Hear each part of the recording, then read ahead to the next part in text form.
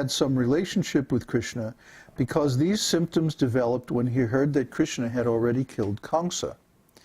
Srila Rupa Goswami remarks that there is also transcendental excellence in this kind of symptom. Why is that? Any idea?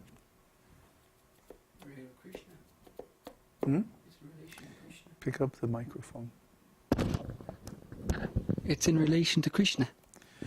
Yeah, even if someone is in a state of fear that Kṛṣṇa is going to, Kṛṣṇa killed Kṛṣṇa, now he's going to come and kill me. See? Then still he's going to be thinking of Kṛṣṇa night and day, constantly, even though the motivation or the mood is fear.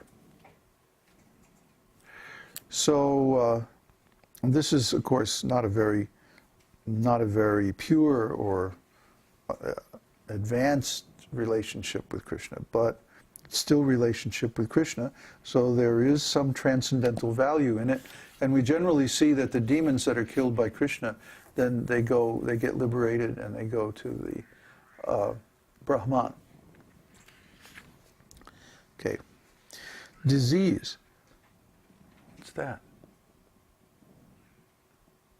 Oh, child.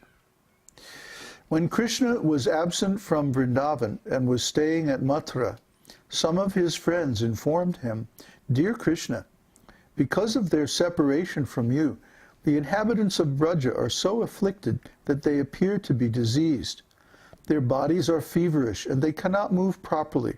They are simply lying down on the ground and breathing heavily." In the 10th canto, 12th chapter, verse 44 of Śrīmad-Bhāgavatam, Maharaj Parikshit asked about Lord Ananta. And upon hearing this question, Shukadeva Goswami began to show symptoms of collapsing. Yet he checked himself and answered King Parikshit's question in a mild voice. This collapsing condition is described as a feverish state resulting from ecstatic pleasure. Shukadeva Goswami was extremely ecstatic.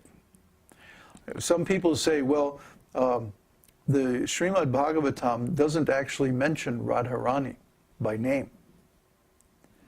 You know, and they criticize that. Well, if Srimati Radharani was actually there in Vrindavan, then the Śrīmad-Bhāgavatam should mention her. But it doesn't. So she's just mentioned indirectly, like one gopi.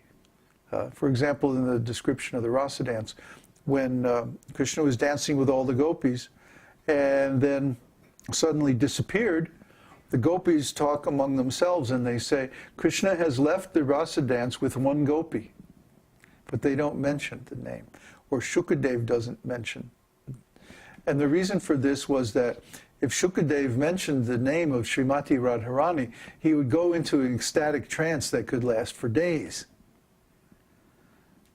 And they were under time pressure because Maharaj Parikshit was cursed to die in 7 days. So he had to finish giving all these instructions in 7 days. He didn't have time to go into an ecstatic trance, you know, and then they would have to revive him and it would take so long and like that. So he avoided mentioning so many things. But at times when Maharaj Parikshit would ask a question that touched on some of his ecstatic emotions, he would Lord Ananta. You know, this was his ecstatic nature.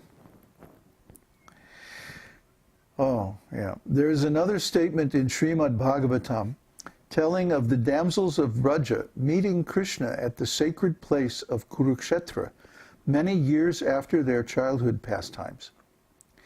When they met in that sacred place, all the gopis became stunned by the occurrence of a solar eclipse. Their breathing, blinking of the eyes, and all similar activities stopped, and they stood before Kṛṣṇa just like statues. This is another instance of a diseased condition resulting from exuberant transcendental pleasure. Oh, this is such a heavy story. Whew. You know, Kṛṣṇa lived in Vrindavan for the first 16 years of his appearance. And then he left, and he had all these adventures in Mathura and Dvarka for a long time. Actually, for 108 years. So the residents of Vrindavan were separated from Kṛṣṇa for 108 years. And then, after the Battle of Kurukshetra, a great sacrifice was held on the battlefield itself. Well, actually, before Kurukshetra was a battlefield, it was a sacrificial arena. The name Kuru, Kshetra, means that it was the sacrificial arena of the Kuru kings, the Kuru dynasty. So the residents of Vrindavan, because they were members of the Kuru dynasty, they went also, along with all the Kuru kings and many of their subjects and so on, to Kurukshetra on the occasion of this solar eclipse. So what happened was that while the sacrifice was, being performed, because during the solar eclipse, the priests and their all the people would bathe in a sacred place while chanting mantras during the solar eclipse, because the Vedic explanation of what a solar eclipse is that when the sun gets eaten by Rahu. See, Rahu is the south node. No, is it south? No, the north node of the moon. When the moon crosses the celestial equator in the direction from south to north, that's Rahu. And when the orbit of the moon crosses the celestial equator from north to south, that's Ketu. These are also called the ascending node and the descending node. So these two planets, Rahu and Ketu, are shadow planets. One is the shadow of the moon that causes a solar eclipse, and the other one is the shadow of the earth that causes a lunar eclipse. With me so far? Okay. So at that time, then all the members of the Yadu dynasty and the remaining Kurus, they all went to Kurukshetra, and of course Kṛṣṇa also went. So the residents of Vrindavan got to meet Kṛṣṇa after 108 years of separation. And so there was this incredibly ecstatic scene where Kṛṣṇa met Radharani and the gopis again after, and his mother and father and all the residents of Vrindavan, but especially the gopis, after 108 years. And of course, Kṛṣṇa came just at the moment of the solar eclipse. I mean, who can imagine this? I mean, it was like so ecstatic, so incredibly heavy and intense. And this is when Radharani spoke the famous verse about black moonlight and all this. I mean, you just have to read it. If I try to describe it, I might go into an ecstatic trance. So we have to finish the broadcast. It would be kind of dull to just, watch me just sitting here, going out of my mind.